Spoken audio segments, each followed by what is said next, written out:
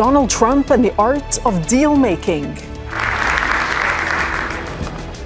The U.S. president has signed record-breaking agreements during his state visit to Qatar. It's part of a three-nation tour of the region, a trip that's now expected to fetch America billions in new investments. But what do the Gulf states gain from this trip? This is Inside Story.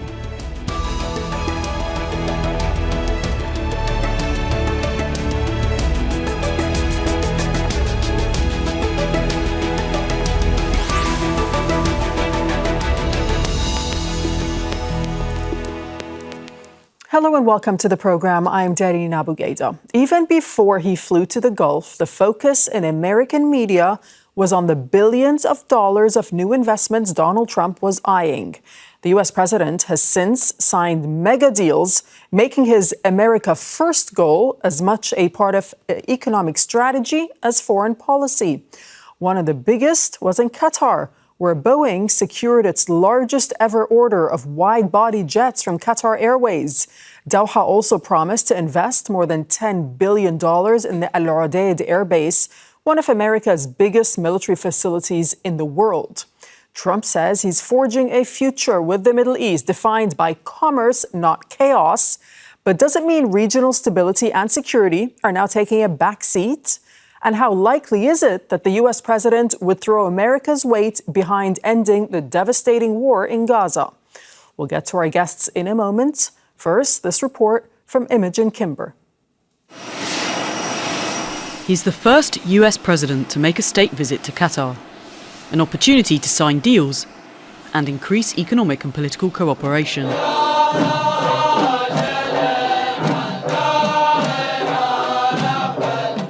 Donald Trump arrived in Doha from Saudi Arabia, where he began his three-nation tour of the Gulf. We discussed many issues, our great bilateral relationship and also the situation in the region. Of course, I think after signing these documents, we are going to another level of relationship between Qatar and the United States. I just want to thank you. We've been friends for a long time, long before politics. We're going to help each other. The United States is in a very strong position militarily. We have the best equipment anywhere in the world. You're buying a lot of that equipment, actually. Billed as the biggest ever order, Qatar is purchasing 160 Boeing commercial jets, with the possibility for 50 more. Well, that's a record, Kelly, and congratulations to Boeing. With more deals in the defence sector and a list of agreements between Qatar and US energy companies that, according to the White House, is worth at least $1.2 trillion.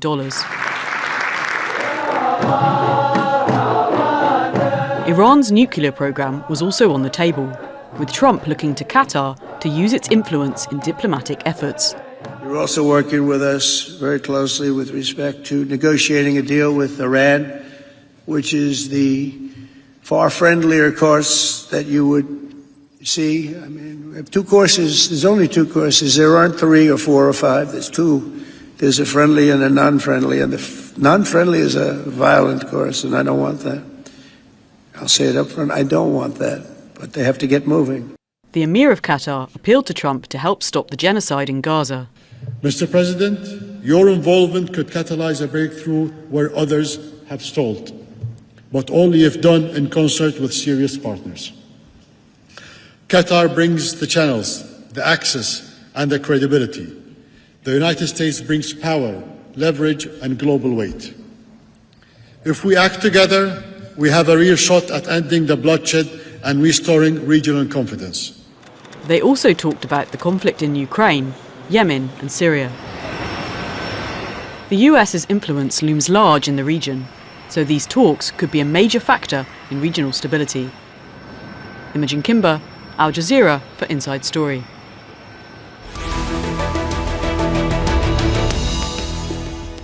Okay, let's now bring in our guest. Joining us from Doha is Faisal Al-Mdahka, who's the editor-in-chief of the Gulf Times. It's a local newspaper here in Qatar.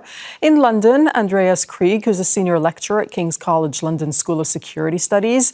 Also in Doha, Paul Musgrave, who's an associate professor of government at Georgetown University in Qatar. Thanks for your time, and thanks for joining us on Inside Story. Mr. Faisal, over to you first. Look, Trump's visit is the first to Qatar by a sitting U.S. president since 2003. For you, what was the takeaway message from his visit?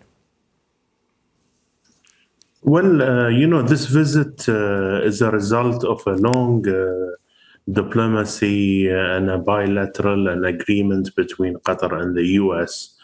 And of course, it represents a lot of trust and, and more strategic alliance. So if you think about what we have done together, we have, with the U.S., for example, spoke about the Taliban, long time hosting them here in Qatar and facilitating all the mediation. And that resulted to end of a long war that even President Trump was talking about, that it was unnecessary war. And then we logistically, we helped the U.S. Moving the troops and moving even the embassy of Afghanistan was operating from Qatar. So, we really have a big trust on the U.S. They have a big trust on us, and we have a strategic ally with them. And the hydrocarbon business, one of the biggest projects that has been invested in Qatar by American companies. Right. Most of our airlines are, from Boeing. We have a cultural relationship. We are helping the U.S. also in the World Cup. There is a lot of legacy that is happening in Qatar, and we have passed it. So I think it's a success to the Qatar diplomacy, led by His Highness, the Prime Minister. Long hour of mediation. We have freed American hostage, and we will continue to do our role. And our main role really is to have a peaceful, sustainable region that is. Remember, Dareen, that this region has 2/3 of the population are youth. Right. They are looking.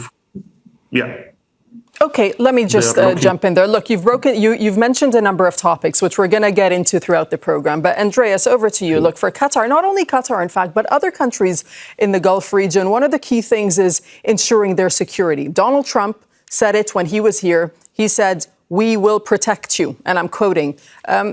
How significant is that for Qatar?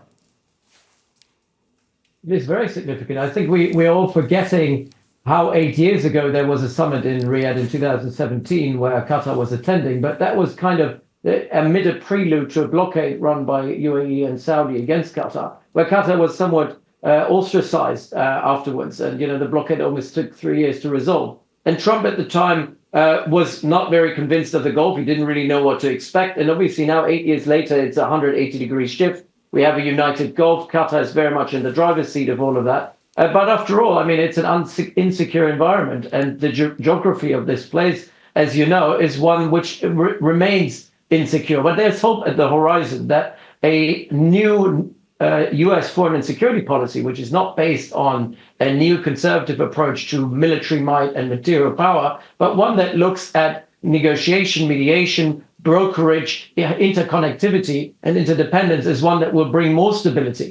And I think it's also quite telling that what we've seen here is a new Gulf and a new regional order run by the United States, where Iran potentially is part of it, where the Gulf states are part of it, and where Israel under Netanyahu seems to be somewhat ostracized, while 8 years ago it was the other way around. Trump was trying to build an order where Israel was the center point and everyone else had to cater towards Israel. I think it's very much a shift of the regional center of gravity to the Gulf. And the US is willing to underwrite security and stability there, but also expects these regional actors, Qatar, Saudi, and the UAE, to take over responsibility themselves as well to provide stability in the region. Paul, Trump capped his visit to Qatar with a speech to U.S. soldiers. He visited Udeid, the largest military airbase in the region. But what was behind his message, do you think? I mean, it did feel like, at some parts, like it was part of a campaign rally. But what's the message that he's sending out by visiting this particular base? Well, the military is a very, very friendly room for any U.S. president to visit. And for Trump in particular, this was a way to cap off his visit to Qatar, a country that isn't always popular in the United States. And he's received some criticism even during this trip. And it was a way for him to literally wrap himself in the flag, reassert America's image, and also show himself to be, playing with and supporting the interests of a key constituency of his, the military and folks who are in favor of this. And I think that it underscored that for President Trump, the message here was in many ways about making this the America First tour. And part of that was working with local partners and allies. Part of this, as Andrea said, was to make sure that the Israelis and the Iranians both got the message that there's going to be a new, different U.S. policy to the Middle East. But I think the optics of this, Trump dancing along to God Bless the USA, that song by Lee Greenwood, in front of an American drone, in front of the flag, that was a way for him to show that this is still the United States, this is still a Trump administration that is going to make sure that strength and the image of strength is at the core of its policy. Faisal, there were some big deals that were signed in Qatar, weren't there? I mean, there was the big Qatar, the Boeing deal.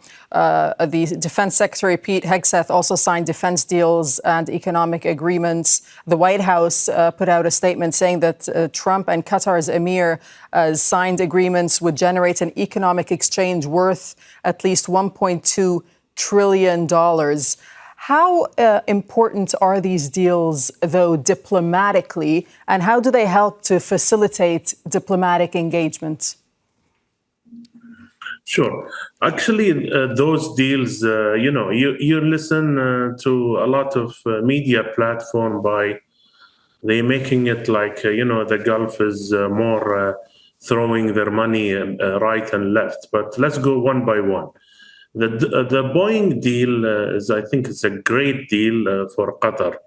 Remember, President Trump have increased the tariff 2 weeks ago, and a lot of countries have backed up from getting the planes and freeze their orders. So it gives Qatar a very significant pathway to secure this big deals, because today, Qatar is not a startup airline or an airline is struggling. From Hamad Airport, you have 40 million passengers, and there is a very big demand and shortage on airplane, at least in in Qatar Airways positioning. So, our peoples is also smart on grabbing opportunities, and I think the Boeing deal is a perfect example of this, and how this can, help both ways. I did my last study that Qatar Airways or Boeing deals have created 500,000 direct job in America. Mm-hmm. So it's both, we have the hydrocarbon business, but aviation is a very, very big deal in Qatar, and Qatar Airways is doing very well. So why not? And if this is and this is how trade, if it is good for both, it's good for both, and it's good for both economy. Right. Yeah. Andrea, so there seem to be kind of two tracks here, right? There was the economic and trade that Donald Trump was seeking, and then there was the political track that perhaps the Qatar was seeking. More than the U.S., because we heard from the Emir of Qatar, and he said he actually made a direct and public appeal to the U.S. president. He urged Trump to use his influence for a Gaza ceasefire and regional peace. I mean, that statement by Sheikh Tamim, does it lay out to you what should happen next? Yeah, you're right. These are two sides of the same coin, the same mega coin, making America great again. One side is bringing investments, generating jobs in the United States, and that's where the Gulf can provide. And the other side is the geopolitical element of it, where the Gulf is taking over the burden of statecraft for the United States, effectively in Syria and Iran, when it comes to Yemen, when it comes to Gaza, you name it. But it's a give and take. It's a part of a transactional sort of doctrine, the MAGA doctrine. But that also means that Trump has now received an advance payment, if you will, by Qatar. And it's now Qatar's turn to basically say, look, United States, look, Donald Trump, we expect you to do your bit, which is exercising pressure on Israel, on the Netanyahu government. Use your leverage to get us to a deal in Gaza. We are willing to mediate. And most Israelis want a deal. It's just the Netanyahu government that doesn't. And also when it comes to Syria, when it comes to Iran, we expect that the US is doing everything they can to get a deal off the ground, and Qatar will help where it can. But again, it's in the end of the day, it's up to the White House to kind of determine the framework and the boundaries of mediation. And that's, I think, something that Trump does very well. And now the hope, I think, in the Gulf is that you've been able to lure the White House, you've been able to lure Trump through these investments to say, look, these are players which are not good just for American industry, but they're also very good in shaping a new order for regional security and stability. Paul, Andreas was referring to the leverage that the U.S. has on Israel, but what about the leverage that Gulf states have on the U.S.? Talk to us about that. Well, there's a lot of links. I think we've talked a lot about the economic links, and those are truly impressive. Those include not just U.S. investments and U.S. Contracts in the hydrocarbon sector. They also include, obviously, the education sector, which is a big link between the two countries. There's a lot of investments that Qatar has made and that the Gulf states have made in the United States through things like the Qatar Investment Authority and through, in Saudi Arabia's case, the Public Investment Fund. Cumulatively, these amount to hundreds of billions, if not in the low trillions of dollars. And of course, rulers around the Gulf are racing to make that number higher. There's always some question about how many of these deals are truly new and how many of these are repackaged. But I think that there's no question that everybody wants to make these leverages, these linkages, as important as possible. And these also have. But when it comes, I suppose, Paul, I mean, what I'm trying to ask you, though, is how much leverage do they have when it comes to Gaza, right? I hear what you're saying about the economic deals, because on Gaza, there's been no major announcement regarding a ceasefire or any sort of humanitarian aid. But Trump did say that he wants the U.S. to, quote unquote, take Gaza and turn it into a, quote, freedom zone. How do you read that? Well, freedom zone is a little bit different from the Riviera of the Middle East, which was the February proposal. But you're absolutely right. President Trump has symbolically and in some cases actually backed away from Israel over the past few days. But the question is how much of this is going to translate into action on the questions about Israeli and Gazan security that are most important to the players and to people around the region and, of course, in Gaza itself. That's going to be difficult. I will say politically, one way that there is leverage is in 2024. President Trump did do better with Arab American voters than Republicans have done in a long time. So this is a constituency that he was involved in courting. He's more sympathetic in some ways than he certainly was during the first term. But we also have to remember that the pro-Israel, pro-Netanyahu government lobby in the United States really is actually quite influential. And one of the things that we're going to see in the next weeks and months is there's going to be, I suspect, a lot of overt and behind-the-scenes fighting over the implementation of many of these promises, not least of which, of course, includes the lifting of sanctions on Syria. Okay, speaking of Syria, let's talk about that. Faisal, so this trip, as we're saying, has seen Trump getting investment, trade and defense deals. But when it comes to Syria, how would you assess the impact that his trip has had? Look, Dareen, I think, continuing what we have talked about is the package between the economic and now politics. This influence, I think Syria is a very good example because it's a pilot of this new era of the young leaders in the Gulf. If you think about it, it is Sheikh Tamim, Prince Mohammed bin Salman, Erdogan, and Sheikh Mohammed bin Zayed. So those four influenced a very crucial of lifting the sanction, which was the other route. Israel was trying to create a war there. And now this is going to open an opportunity of economy. So this is a true example of leveraging and packaging economical deal with political influence. As His Highness said that we can provide channel and access, and America has the power to stop any war. And that's really a very good pilot example. And it was a hot region. 2 weeks ago, Israel was bombing the palace of Syria. And you saw it by your eyes when President Trump announced it. You saw the cheer of the Arab population in the street of Damascus and other states. So Right. that's really a very good example. And it gives also a support, I think, for the deal in Gaza. I know there is no news, but maybe no news is good news. And I believe that there is something that should happen soon because, this cannot stay more than this. Yeah, we will wait and see what happens when it comes to Gaza. But when it Yeah. comes to Iran, Andreas, at the state dinner in Doha, Trump asked the Emir of Qatar for his help on Iran. What exactly is Trump asking the Qataris to do? And what role can Qatar play in the Iran file and the diplomatic talks going on?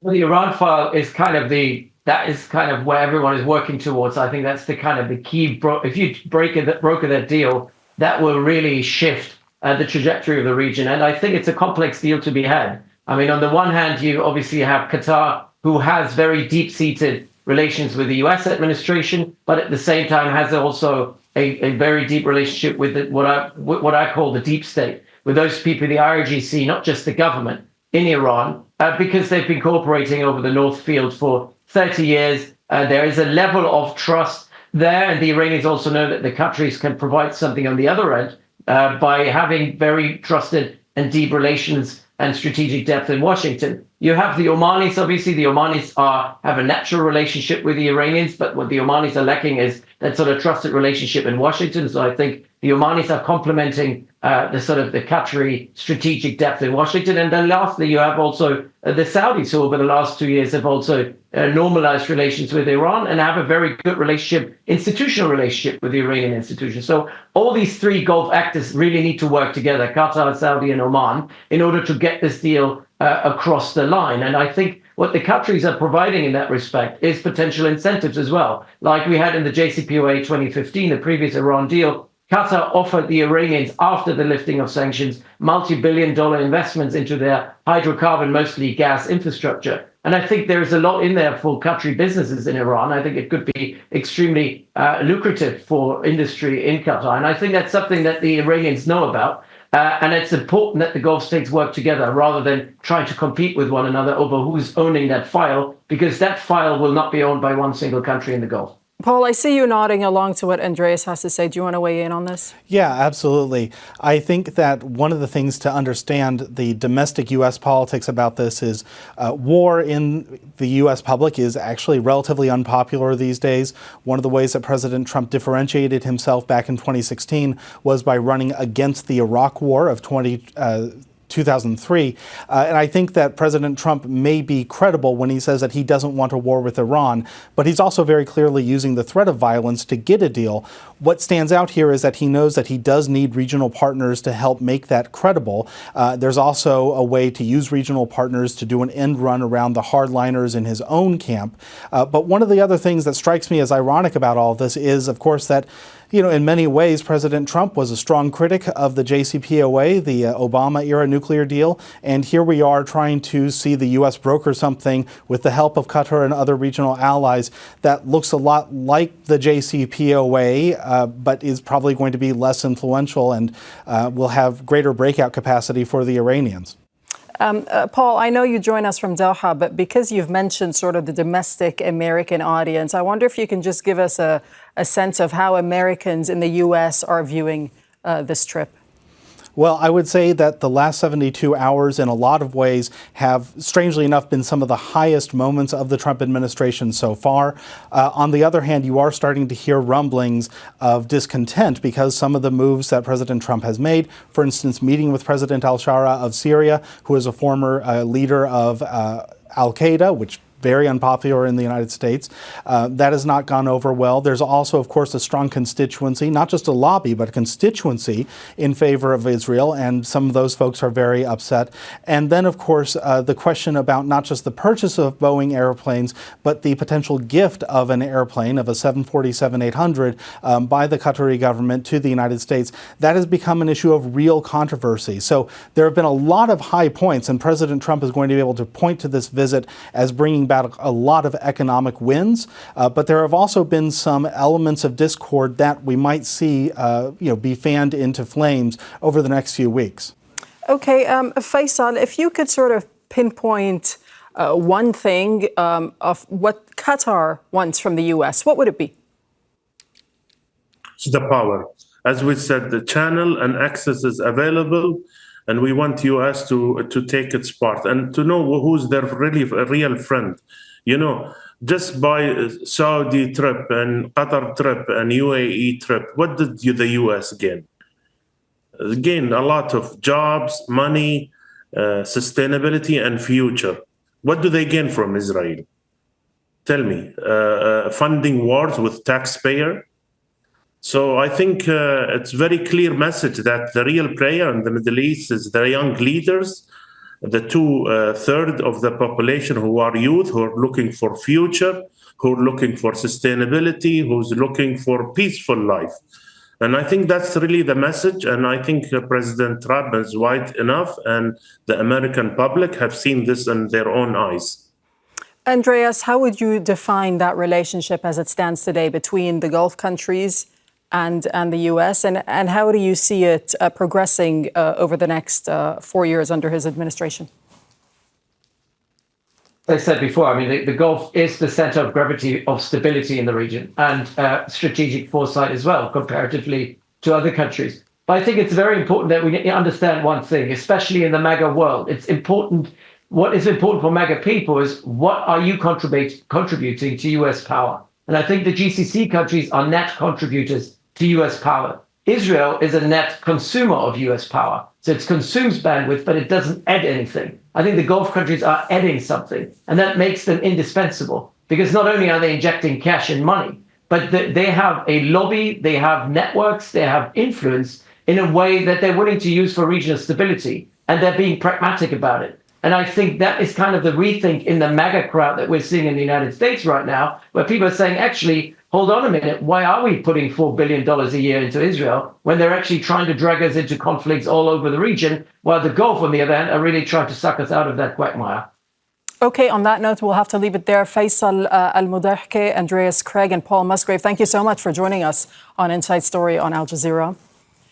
Thank you for watching. You can see the program again anytime by visiting our website, aljazeera.com. For further discussion, go to our Facebook page. It's facebook.com/AJ Inside Story. Join the conversation on X. Our handle is AJ Inside Story. From myself and the whole team here in Doha, thanks for watching. Bye-bye for now.